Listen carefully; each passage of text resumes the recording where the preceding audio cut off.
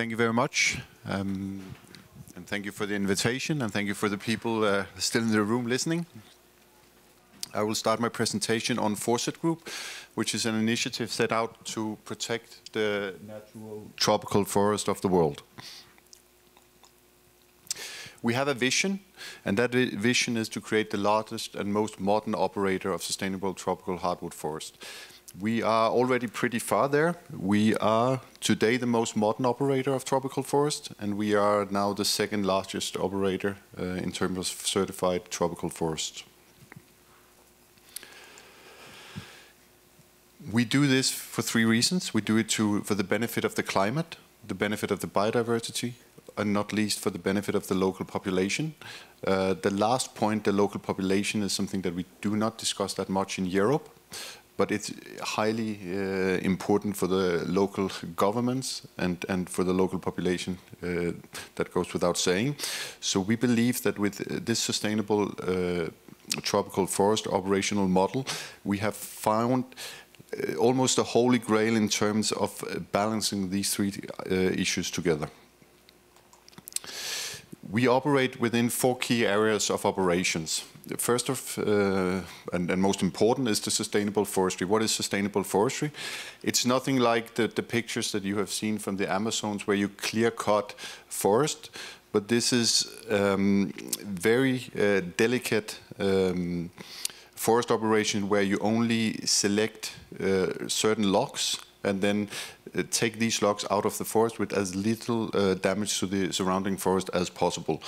And this, in our instance, means that we take one log per 2 football or soccer fields every 30 years. So that's the magnitude of the harvesting that we do.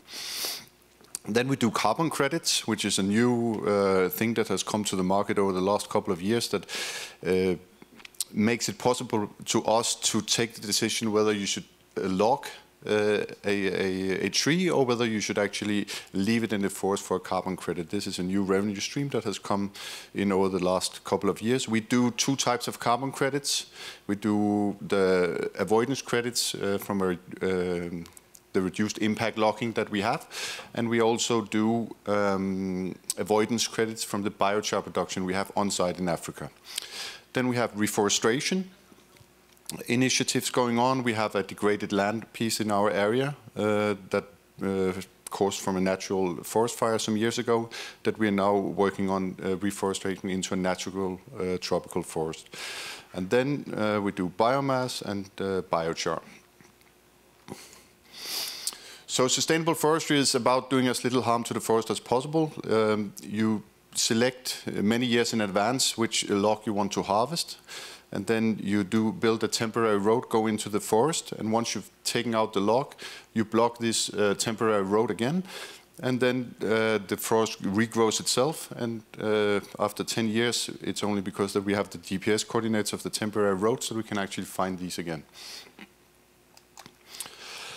So what's interesting from a CO2 perspective here, or CO2 perspective, is that doing the sustainable harvesting is actually increasing the uptake of carbon from the air, or the CO2 from the air, compared to the areas that we do not harvest. We have 1/3 of our area that we do not harvest that is put into conservation, and we see there that we have a lower carbon uptake in these areas than where we provoke the forest to regrow itself.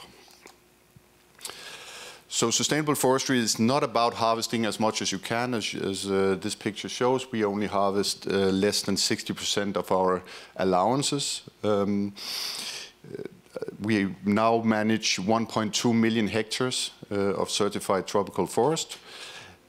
The 400,000 hectares are put into conservation, will never be harvested, and is untouched. The remaining 800,000 hectares are split into 6 different areas where we harvest in each of these on a 5-year period.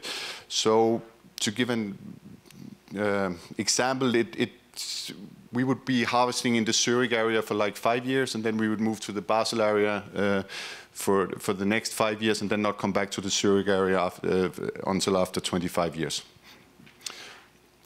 So this obviously maintains the biodiversity and the wildlife and giving them very good conditions to live. We have more than 4,000 elephants and 70,000 gorillas in our area. And these animals are protected by the roughly 40 bioguards that are benefiting from the income that we have on the wood to protect the forest against illegal poaching, as well as illegal logging and other threats to the forest.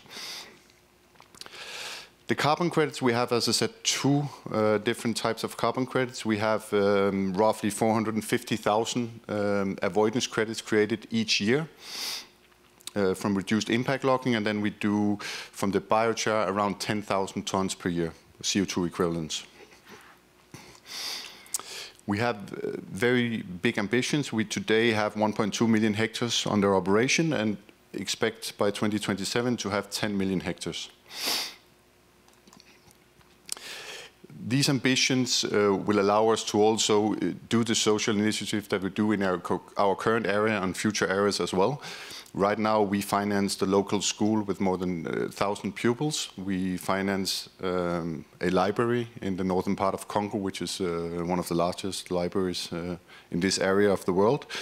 And also, we fully finance the local hospital, which is also one of the leading hospitals in this region. And plus, we supply around 14,000 people with clean drinking water as well as electricity.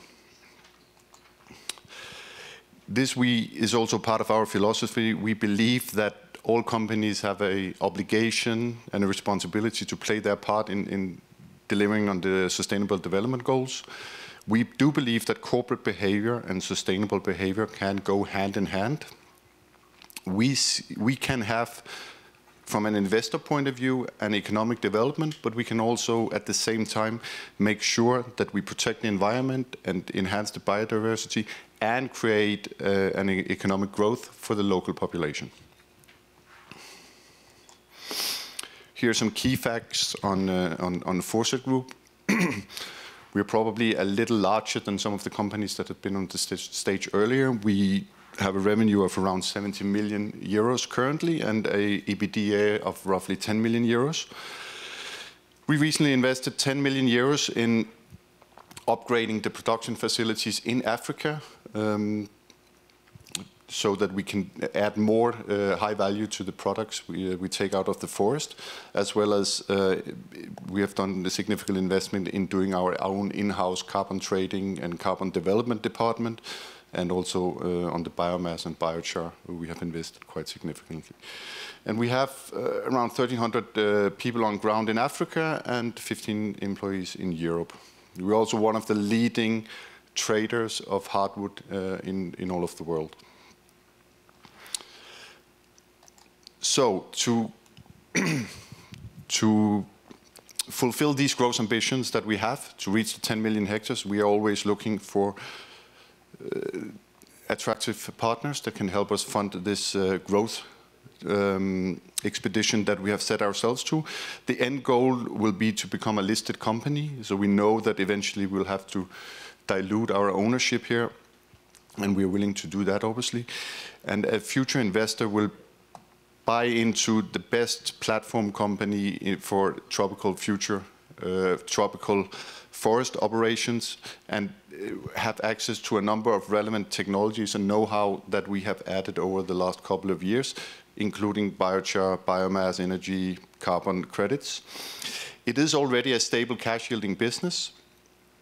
There's a basics for long-term economic development and quality of life improvement for the local population, which is very important for us to be able to rank #1 on the ESG timber list, that we top the spot ranking currently, and believe that we have the best-in-class ESG profile of any of these businesses in this industry. So we see this as a unique platform for investors to invest into a nature-based and ESG-related investment that at the same time protects the tropical forest with its massive carbon sequestration, as well as the biodiversity that are related here too. So in short, we see nature as the most fertile investment opportunity that currently is in the market, and happy to explain further to anybody that are interested in more details. And I'm not sure whether we have time for some questions, but I think my time ran out there. We do. Thank you so much. Thank you, David. We do have some time for questions. Thank you. Does anyone have any questions? There we go. 2 questions, one after you. Hi, it was really good presentation, fascinating work you're doing. I wonder how you prove additionality for the 450,000 tons a year of avoided deforestation or improved forest management credits you're producing. It's clearly a profitable business selling the hardwood. Yes, we are very certified, and this is basically a job done by Vera. I presume I'm not sure how familiar you are with the technicalities, but there's a baseline for the area, and because we are performing better than any other timber company in the world by doing much less damage to the forest by harvesting, we create these avoidance credits. Yes. And we have one question here first. Okay. Oh, we have 3 more minutes. Yeah. There's a question at the back then.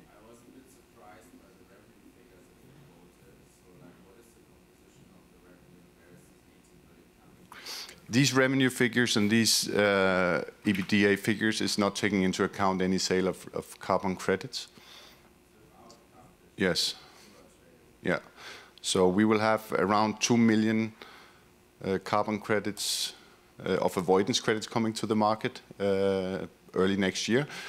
And we have already sold the first removal credits from the biochar production that we have going on in Congo. Thank you. Any more questions? No? Thank you very much to Forset Group. Thank you very much.